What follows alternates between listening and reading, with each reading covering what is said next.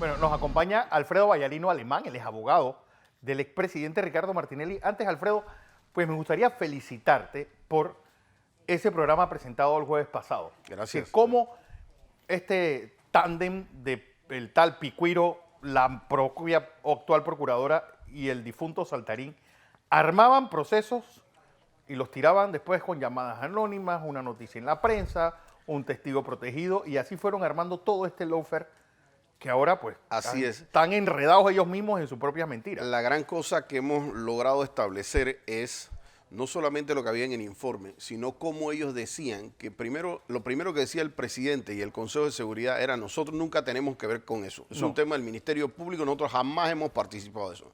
En sus propios informes salía desde preparando testigos protegidos para presentarlos. Pero no solamente salía eso, que primero ellos no deben saber de testigos protegidos, ni que existe, ni mucho menos la identidad, ni mucho menos prepararlo, ni mucho menos presentarlo.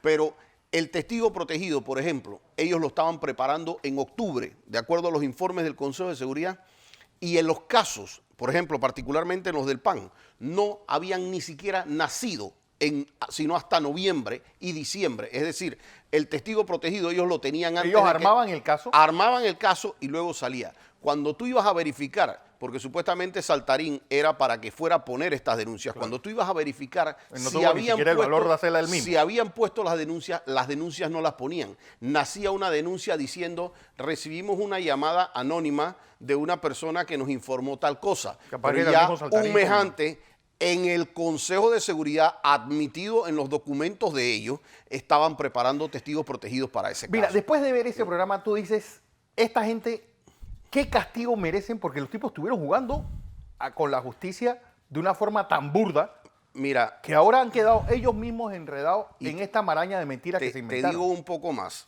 y esto es un reto que yo le mando a la Fiscalía, que actualmente nosotros la semana que viene, como sabes, empezamos el caso de Pinchazo. Ellos han anunciado como testigos de ese caso al presidente de la República, a Juan Carlos Varela, y al señor Rolando López como jefe del Consejo de Seguridad, que supuestamente de repente se dio cuenta que faltaba un equipo o que faltaba un software, ¿no? Y en base a eso supuestamente nace este caso en particular. A mí personalmente me tocará hacerle el contrainterrogatorio a Rolando López o al presidente de la República. Yo reto a la Fiscalía a que no se les ocurra desistir de ninguno de esos dos testigos, porque yo sé que no se van a atrever a llevarlos. Yo estoy listo para contrainterrogarlos y estoy listo para que el país sepa no solo lo que ha pasado en este caso, sino todo lo que han estado haciendo en el Consejo de Seguridad. Fiscal, no sea cobarde y lleve a esos dos testigos a ser contrainterrogados. Nosotros, por la condición de presidente de la República, nos tenemos que trasladar al despacho del presidente para hacer ese interrogatorio que nosotros vamos a querer que sea público. E igualmente en el interrogatorio del señor Rolando López. Ellos dijeron que lo iban a presentar como testigo de cargo, que lo presenten. Yo estoy a cargo de esos dos contrainterrogatorios. ¿Qué ha pasado con el procurador de la administración? Que decían que era una especie de gran eminencia del derecho y con este caso Saltarín se le aguaron los helados. Mira, yo te digo una cosa, he quedado asombrado porque yo lo considero un académico que sí, puede saber mucho. ¿Lo consideraba? Académico lo considero un tipo preparado en derecho, lo considero que sabe lo que tiene que hacer. Me parece que o los intereses o el temor lo han hecho no actuar ante situaciones que son claramente violatorias de la ley. Esos informes de Saltarín mencionan a la propia procuradora Kenia Porcel como funcionaria del Consejo de Seguridad. Cuando era funcionaria del Consejo de Seguridad, participando en reuniones con Saltarín. Una de las grandes cosas que salen en estos informes es que salían para preparar denuncias, para intervenir en denuncias del Ministerio Público, participaba el Consejo de Seguridad, la Unidad de Análisis Financiero, ministros de Estado. Kenia Porcel participaba siendo parte del Consejo de Seguridad. Y del ministro de Estado era Álvaro Alemán, el que participaba. Álvaro Alemán era el que le daban el principal reporte todos los meses, pero participaron varios ministros de cosas que no era tanto que participara un ministro, era ¿por qué el ministro para poner una denuncia con el Consejo de Seguridad? El Consejo de Seguridad no tiene nada que hacer poniendo ninguna denuncia. ¿Por qué con la UAF? ¿Por qué haciendo esto 2 meses antes de que no existiera ninguna denuncia en el Ministerio Público? Y si eran ellos los que iban a poner la denuncia en el Ministerio Público, ¿por qué aparecía era una llamada anónima? ¿Por qué aparecía era que llegó un supuesto testigo protegido Euro 14, una testigo Milagros, una testigo Lealtad? ¿Por qué de repente aparecía eso de esa manera? Una noticia del diario La Prensa, que sacaron órgano divulgativo del Consejo de Seguridad. Caso de la Caja de Ahorro. Se nota como un año antes lo estuvieron trabajando ahí con el ministro de Turismo, con gente de la Caja de Ahorro, con gente del Consejo de Seguridad, viendo esos temas con Saltarín y cómo supuestamente ellos están haciendo. Bueno, perfecto, si tú eres el que tuviste alguna información irregular, ¿por qué no saliste tú dando la cara y fuiste a poner la denuncia? Venimos a poner la denuncia porque hemos visto algo irregular. No, no hacían eso, sino que decían, se filtraban. Habían noticias del Consejo de Seguridad con el equipo de medios. Claro. ¿Qué hacía Saltarín reunido con el equipo de medios de comunicación? Que era gente de la prensa, de TVN y de Metro. Entonces, en ese equipo de comunicaciones era que se hacían filtraciones a lugares muy específicos que ellos querían, con periodistas muy específicos y que fueron repetitivos. No puedo saber esa parte todavía, pero la vamos a saber.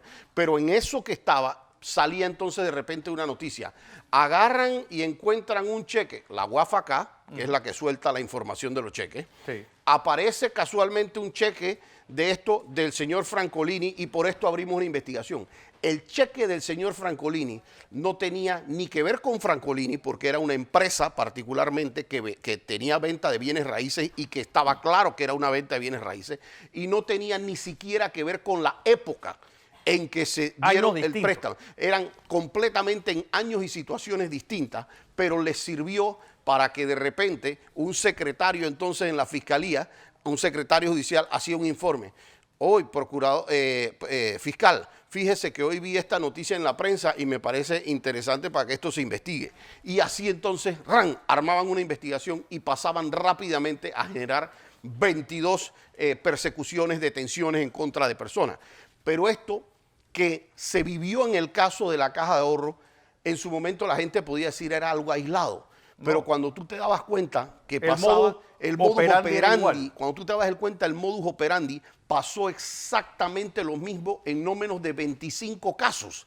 25 casos en donde ellos armaron estas situaciones en el Consejo de Seguridad, discutían estos temas meses antes, eran tan burdos en ese informe que ponían la reunión. ¿Con quién? Con el Consejo de Seguridad. ¿Para qué? Para presentar testigos protegidos. Sí, el Saltarín ese la metió hasta la ceja. Metió los cascos con eso y el que entregó ese informe mucho más. Un Consejo de Seguridad no tiene que saber quién es un testigo protegido. Claro. Saltarín no tendría por qué saber quién era un testigo protegido. Además que Saltarín con autoridad, él recorría ministerios completos. Claro, reuniones con ministros, reuniones con la UAF. La UAF es una unidad que debe manejar información sensitiva y para más nadie. Era Betancourt el director en ese momento. En ese momento Betancourt. Tú no podías tener a la UAF compartiendo temas de cuáles son los cheques que depositaron en mi cuenta, ni cuáles no fueron los cheques que depositaron en mi cuenta. Entonces, cuando ellos armaban un paquete de esto, empezaban a salir entonces que si el caso de Mayer Mizrachi, por ejemplo, ese caso se armó allá. Armaron ese caso y ahí están las reuniones cuando hacían sobre el tema de la AIG con la empresa que tenía este muchacho de un tipo del software. Pero es que además ese tema del software, te digo una cosa, es una de las cosas más llamativas porque el software es como si tú tuvieras un app en tu celular. Tú tienes la licencia, lo pagaste y lo que tú tienes que hacer es bajar, descargarlo y lo tienes. Bueno, eso mismo era lo que tenían ellos. Y había comunicación de Mayer Mizrachi durante las fechas de agosto a diciembre a el señor Irving Hallman diciendo, oiga, yo estoy viendo que no están utilizando los equipos. Ese Hallman es otro ¿Por qué esto no se está usando? Y ellos le decían, no te preocupes, tranquilo, estamos viendo temas. Pero, mientras tanto, se vio claro que estaban usando reuniones en el Consejo de Seguridad, reuniones con nuestros ministros, reuniones con Saltarín, participando de estas cosas y de repente, plan, aparecía la Todos denuncia. estos pusilánimes después del 2 de julio van a cantar mejor que la Traviata, ¿no? Yo creo que va a ocurrir algo muy bonito después del 2 de julio. Yo creo que muchas de estas personas que participaron, que vieron, porque ahí hay nombres de gente del Consejo de Seguridad que participaron en diferentes cuestiones. Nosotros en el caso de Pinchazos tenemos los nombres de todos los que estaban en este tema del Consejo de Seguridad y que a nosotros nos tocó ver en Fiscalía. Yo creo que tú vas a ver una declaración que hace el abogado Carlos Carrillo hace años y dice, aquí vimos a El señor Tión. Edgar Tión en las Fiscalías Anticorrupción. ¿Qué hacía el hacía? Consejo de Seguridad Edgar Tión? Este comisionado Daniel Amaya o Araya, con el vínculo con la procuradora. Cuando tú vas a ver el tema del comisionado Gómez, entonces todos estos nombres ya nosotros tenemos plenamente identificados cómo tenían esta rama operativa y por eso es que yo quiero, señor Rolando López, yo le ruego a usted y a la Fiscalía que no usen la táctica de decir es que no necesitamos ese testigo. Sí lo necesitamos y lo queremos repreguntar en juicio, en un juicio que es público. Ustedes tienen muchas respuestas que dar. En el caso de Pinchazo, nosotros vamos a entrar en una fase clave. ¿Por qué? Porque Ricardo Martinelli durante cerca de 1 año y medio ha enfrentado aquí, o 1 año en Panamá, ha enfrentado un tema de no lo soltamos porque él se fue para Estados Unidos y representa un peligro de fuga. Sí. Pero hasta el día de hoy, ningún juez ha tenido el expediente, ningún juez ha oído testigos, ningún juez ha oído peritos, ningún juez ha visto documentos de Contraloría. Ahora, esos jueces y el país van a poder ver lo que nosotros dijimos desde el inicio. Los informes de Contraloría no mencionan a Ricardo Martinelli. No hay tal cosa como un equipo. Hay un software al que se le vence licencia sobre temas perfectamente legales. Recordemos que sí se hacen intervenciones judicializadas en el Consejo. Judicializadas, incluso firmadas por el señor Mejía. Claro, entonces en este tema donde tú tienes intervenciones judicializadas, tú vas a decir, aquí no se pudo haber perdido un equipo, porque tú le pides, descríbeme el equipo y no te lo van a poder decir. Pero cuando tú tienes un tema de un software es como si tú tuvieras la licencia de Word, la licencia de Excel, y se te vence. Ya. Se te No venció. existe. No existe. No existe. Si tú quieres hacer eso, tienes que renovar licencia o tienes que sacar licencia, pero tú no puedes decir, se me perdió Word. O sea, eso no sucede de esa manera. Sí. Esta gente va a tener que explicar, porque aquí hay una unidad de orden público del Consejo de Seguridad que funciona de manera legítima, pero el presidente no está todos los días en el Consejo de Seguridad. Este presidente sí tiene en esos informes del Consejo de Seguridad que salieron públicos, Está físicamente ahí. salía reuniones con el presidente de la República. Ahí sí sale que tenían reuniones directas con el presidente de la República, Juan Carlos Varela. Yo necesito que me explique cuáles son estas funciones que él como presidente hace con el Consejo de Seguridad, porque muy conveniente es decir, el presidente de la República, Ricardo Martinelli, tenía que saber qué es lo que hacía un subalterno de 4ª categoría, porque había un tema ahí de uno que era hasta un cabo.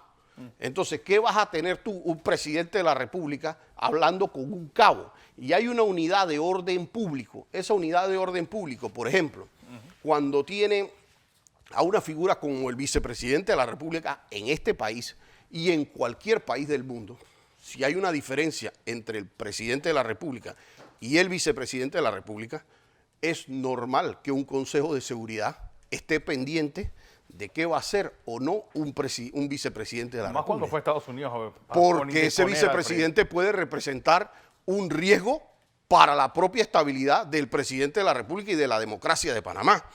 Ahora, a él no lo mandaron a intervenir. De hecho, te digo una cosa, el propio expediente no tiene temas de escuchas telefónicas como quieren ver. Hay un tema de unos correos que se dan que tampoco se mandan a realizar. Pero en ese tema de esos correos, da risa porque hablan de 49 víctimas.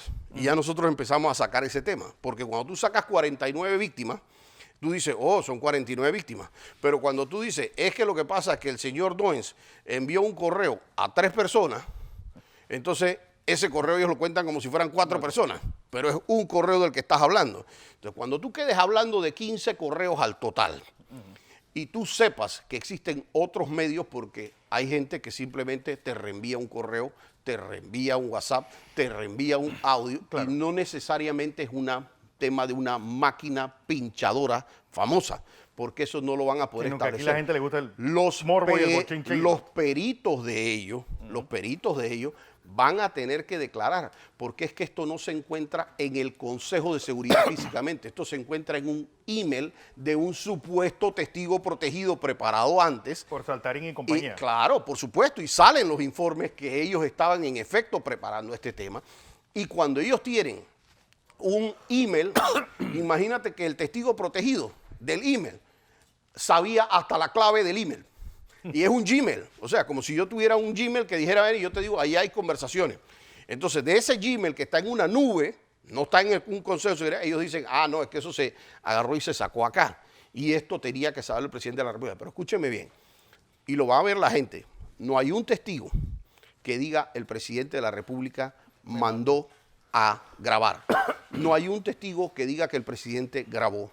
No hay un testigo que diga que el presidente se llevó un equipo. No hay un testigo que diga ni siquiera que el presidente tuvo que ver con la adquisición de ese equipo. Y no solamente no hay un testigo que diga eso, está claro en el expediente quiénes tuvieron que ver con la adquisición del equipo. Y está claro también quiénes reciben ese equipo. Y está claro quién dice Contraloría que son los responsables de ese tema, de ese equipo. Que esas personas estén haciendo su debate sobre otro tema y sin señalar al presidente de la República, a Ricardo Martinelli en ese momento, son otros 500 pesos. Pero no es que eso no está claro en los informes. Está claro que hubieron reuniones de junta directiva en donde participó hasta la prima del presidente de la República actual. Susi de Varela. Susi. Entonces, participa en esa junta directiva donde se aprueba eso, la tía. pero el presidente de la República, Ricardo Martinelli, no aparece por ningún lado, ni ningún testigo le hace un solo señalamiento sobre eso. Y esto se ha armado sobre la base de, lo que pasa es que Ricardo Martinelli era el presidente de la República. ¿Y qué bajó eso? O sea que si se pierde una moto en la policía, él también es el jefe de la policía. Si se pierde una moto en la policía, él es el responsable de que se perdió la moto. Entonces, estos absurdos van a salir la otra semana en juicio público. Pero yo le pido a la gente que no pierda la perspectiva de cómo se fueron armando estos temas en el Consejo de Seguridad. Y le reitero al fiscal, porque hay un tema muy importante. En estos correos electrónicos sí aparecen algunos que fueron remitidos al actual presidente de la República, a Juan Carlos Varela.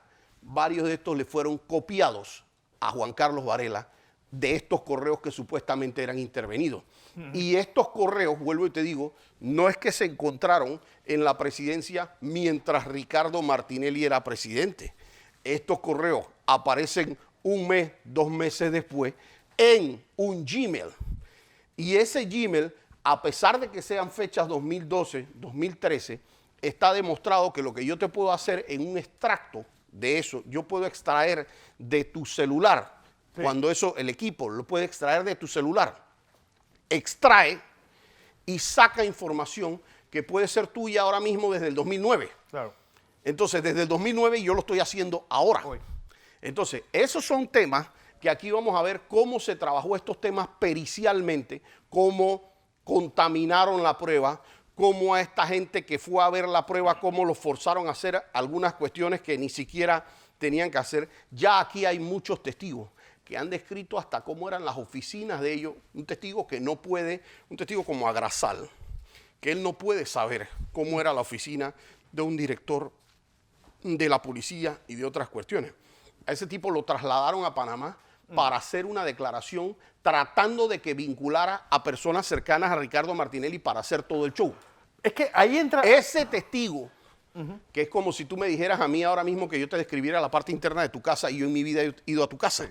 Entonces, pero ese testigo pudo describir con pelos y señales cómo era esa casa tuya por dentro, cómo era la oficina de ese director donde lo llevaron. Me llevaron aquí, me trajeron aquí, esta fue la forma que me trasladaron, me hablaron de esta forma y me dije, y esta oficina era así, así, aquí había tal cosa y tal cosa y tal cosa.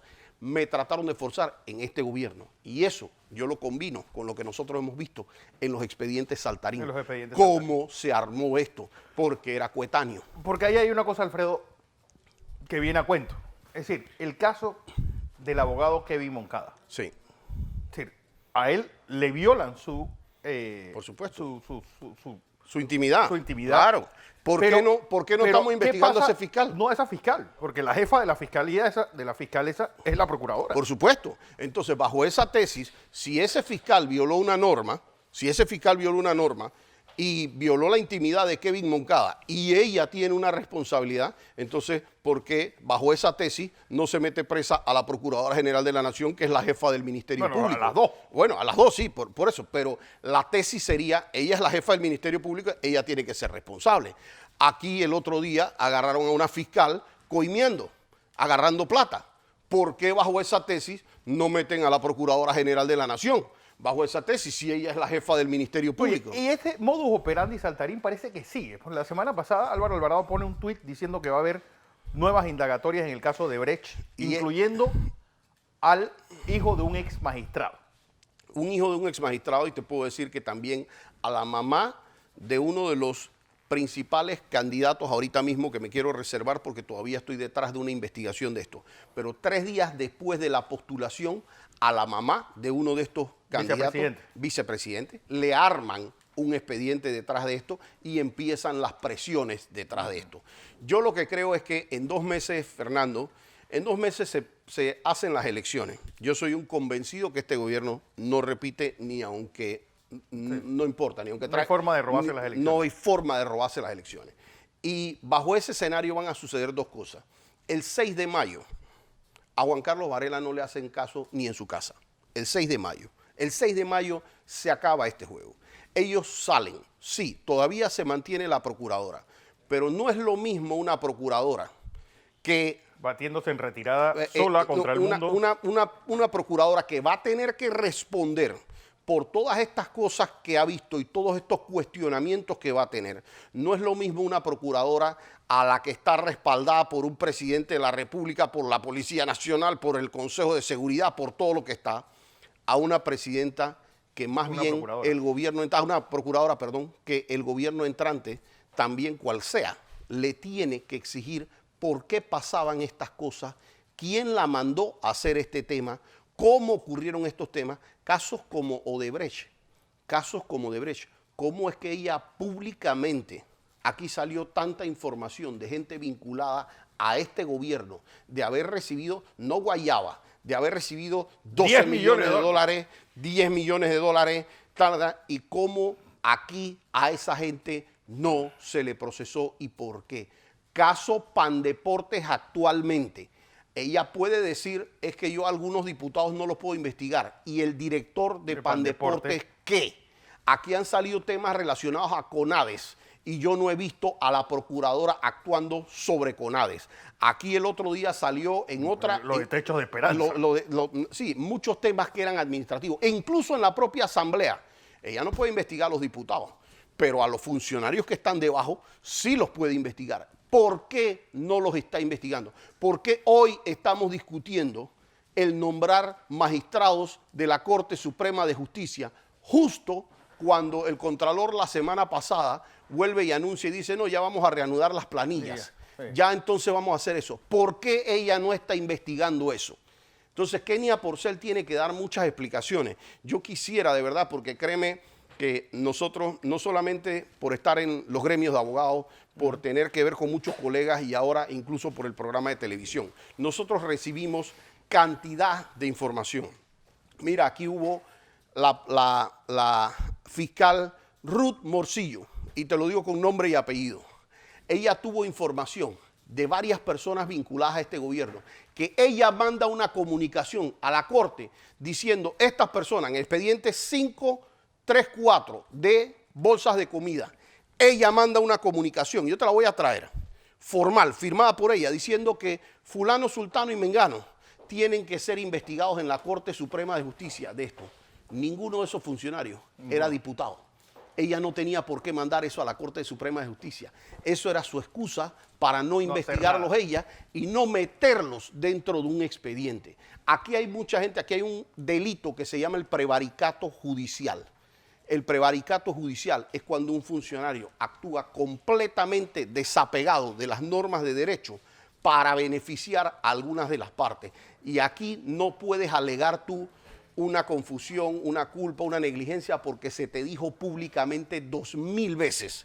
Esto lo estás haciendo tú de todas maneras, y de todas maneras se quedaban callados. Pero ¿cómo no quedarse callados si la Procuradora General de la Nación era parte del Consejo de Seguridad antes de que todo esto naciera? Y en el guión estaba no meter a nadie. La Procuradora General de la Nación públicamente salió en un video diciendo que antes de ser procuradora, ella se había reunido con Ana Belfon y le había pedido que no remitiera los expedientes de Financial Pacific. ¿Qué hace una persona que no es procuradora, que trabajaba en el Consejo de Seguridad y que no debe estar metida en ningún expediente de Financial Pacific, diciendo no remitas todavía los expedientes de Financial? Eso es una confesión de la Procuradora General de la Nación. Y Procuradora Kenia Porcel, yo lo hago bajo mi responsabilidad, el señalamiento que le estoy haciendo a usted.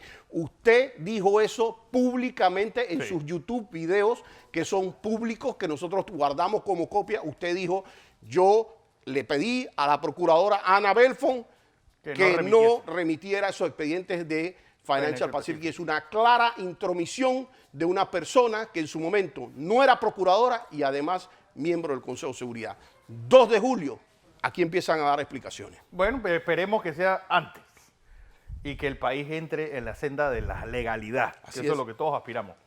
Gracias, Alfredo.